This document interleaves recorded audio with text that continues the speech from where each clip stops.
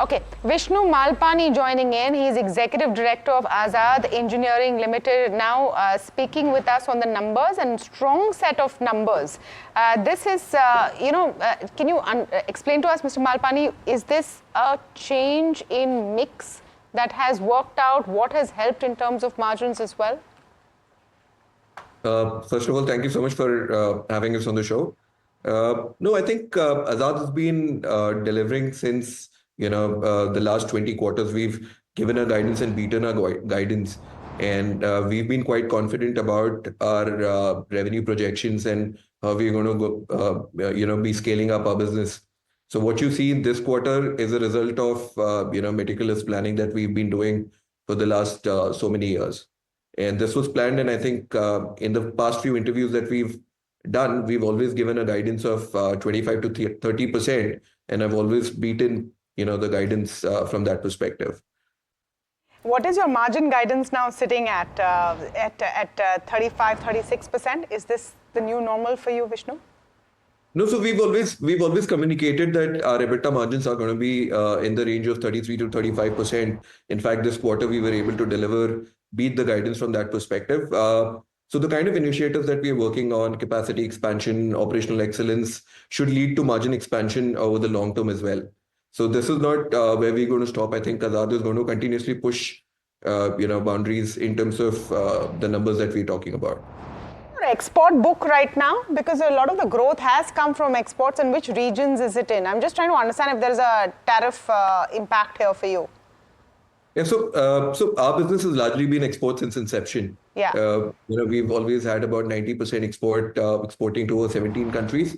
Now, talking about, I understand what you're trying to, get to. So our exposure, if you're understanding from that perspective, we've exported to US in the range of about 35, 40%. But I think what's important to understand from a tariff perspective is, it's important to understand how competitive we are with respect to the other players. So if you look at our closest competitor, say China, we don't compete with anyone in India, but China has a tariff of today about 30%, and India, let's say, last night, whatever came up is about 50%. Azad has been more competitive than China to the extent of 20-25%. Now, even at that level, we will still be able to compete with China, and the landed cost of our products in China in the US will still be better. Having said that, I mean, that is just one aspect where Azad is still competitive. The important part is that the products that we are manufacturing are extremely essential. And these are not products that, can be resourced, just, in a jiffy. It takes several years to qualify this product and then to start supplying.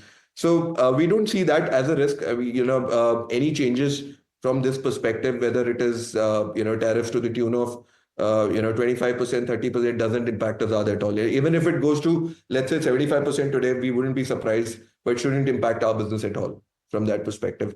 And our competitive... One sec, Vishnu, we just need to get a little deeper into this. You're saying 35 to 40% of your export book is from the US. Did I hear that correctly? So we don't look at our order book from a region perspective, right? I'm sure now you've started. Everyone's going back and seeing how much they're exporting to the United States. No, I think, see, from our perspective, we're working with global OEMs that have factories all over the world. Sure. So, right. So when we work with, say, GE, Mitsubishi, Siemens, Boeing, Eaton, all of these global customers. So for them, it's about, whether we're supplying to the US or to Europe, they would be deciding where the products are going to be shipped at. Our scope of manufacturing is always X factory or X works, FOB Hyderabad. So from that perspective, we don't get impacted. This will get absorbed from a customer's perspective.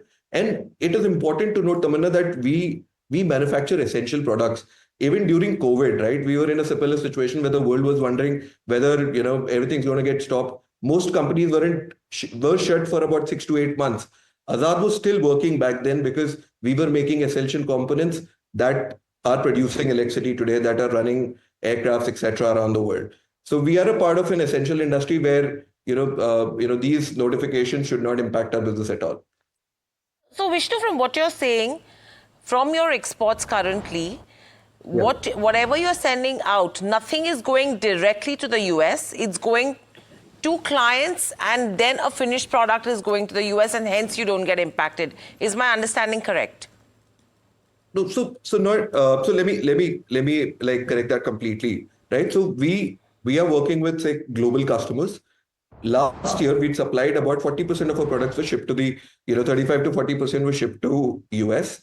But our customer decides where they want to pick up the products, because the scope of manufacturing for us is they leave the material here, we manufacture it, keep it at our doorstep, and the customer decides to pick it up from there, whether to US or to Europe, to any of their factories, they decide.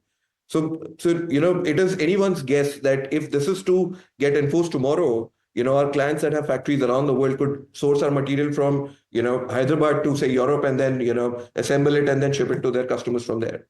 So we don't see that as a major impact, especially because we are a part of the essential, we make mission and life critical components. And, our competitiveness from China, that's also important. We today are 25% more competitive in products from China. Sure. So, and that's the only geography that's competing with us. So even at that in mind, we shouldn't have any impact at all. So, okay, Vishnu, so if you are at 39% in Q1 but guiding to 25% for the year, are you expecting a slowdown because of the global landscape, or are you being conservative in your guidance right now?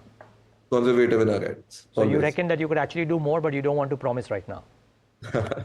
Yeah, I mean, that's true. I think we've always done that, right? We've spoken in the past as well.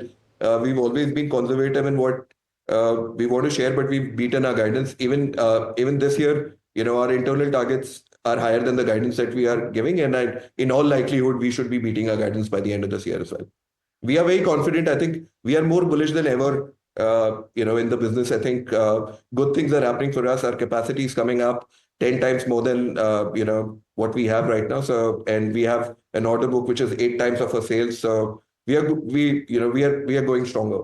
None of one more question from mine. None of your eventual customers, if whoever it is in the US, is talking of going away and trying to talk to your neighboring country competitors. None of them. You're saying they're all standing still with you right now. I mean, see, it's important to understand that OEMs have spent so many years trying to look for credible suppliers, build them over 10, 15, 20 years. Now, it is going to be extremely difficult for them to, redo their supply chain, right? The supply chain resilience is about, if you looked at the OEMs, they were looking at supply chain consolidation. They were looking at de-risking their supply chain from any of these geographies that today have, and are looking at credible suppliers. So Azad is positioned right there as, as a high growth supplier, as a supplier that has been able to manufacture critical components, at a rate that we are doing. So we don't see any risk from that perspective.